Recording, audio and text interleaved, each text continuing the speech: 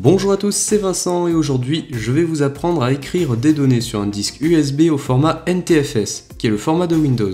Vous l'avez sûrement déjà remarqué, si un ami utilisant Windows sur son ordinateur vous prête une clé USB, vous ne pourrez que lire les informations qui sont présentes. Si vous voulez supprimer ou ajouter des fichiers, cela ne marchera pas car le système de fichiers NTFS n'est pas totalement pris en charge par Apple sur macOS. Pour utiliser un volume USB, le Mac utilise des drivers qui lui disent comment un système de fichiers fonctionne et comment le lire et écrire dessus. Comme les drivers NTFS de macOS ne savent pas écrire sur ces volumes, on va les remplacer par d'autres qui savent le faire. Il existe le logiciel OS X Fuse qui va nous permettre de rajouter des drivers de système de fichiers. En l'occurrence, celui qui nous préoccupera sera NTFS-3G. N'oubliez pas que vous avez les liens dans la description de la vidéo pour télécharger tout ça. Dans un premier temps, nous allons télécharger OS X Fuse. Nous allons ainsi télécharger le fichier DMG associé. En attendant que ceux qui n'ont pas la fibre téléchargent ce fichier, nous allons chercher Homebrew qui nous permettra d'installer NTFS-3G. Si vous demandez pourquoi on installe NTFS-3G avec Homebrew alors qu'on a téléchargé OS X Fuse, c'est parce que NTFS 3G ne peut pas fonctionner sans OS X Fuse. Vous allez donc vous rendre sur le site web brew.sh, le lien est dans la description, et coller la ligne de commande comme je le fais devant votre écran. Vous allez la coller dans votre application terminale et appuyer sur la touche Entrée pour l'exécuter. Votre mot de passe vous sera demandé pour continuer l'installation. Une fois que c'est fait, on va installer OS X Fuse grâce au fichier .dmg que nous avons téléchargé. Vous installez le logiciel comme n'importe quel autre et vous laissez toutes les options par défaut. Si l'installation s'est bien passée, nous allons pouvoir installer NTFS-3G à l'aide de Homebrew. Dans le terminal, rentrez la commande brew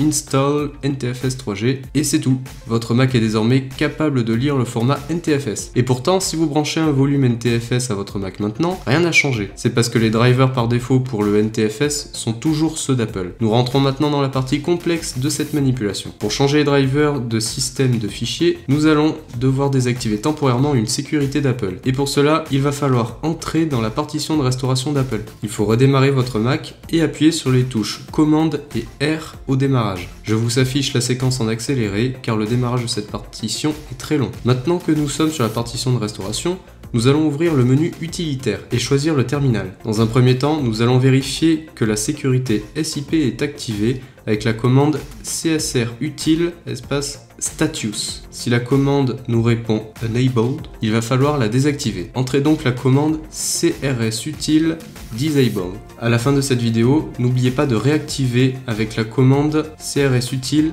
enable. Vous pouvez maintenant redémarrer normalement votre Mac. Il ne nous reste plus que deux commandes à rentrer dans le terminal pour que votre Mac puisse écrire sur des volumes en NTFS. Ouvrez-le donc et écrivez les deux commandes qui suivent. Je vous conseille de les copier depuis la description de la vidéo pour éviter de faire des fautes de frappe. C'est bon, vous n'avez plus qu'à redémarrer votre Mac une dernière fois. Vérifions ensemble si tout a fonctionné comme il faut. J'ai choisi une clé USB que j'ai formatée en NTFS à l'aide de l'utilitaire de Windows. Je la branche sur mon Mac et je suis maintenant capable de créer des dossiers et coller des fichiers dedans. Vous pouvez vérifier que la clé est bien en NTFS grâce à l'utilitaire de disque de macOS.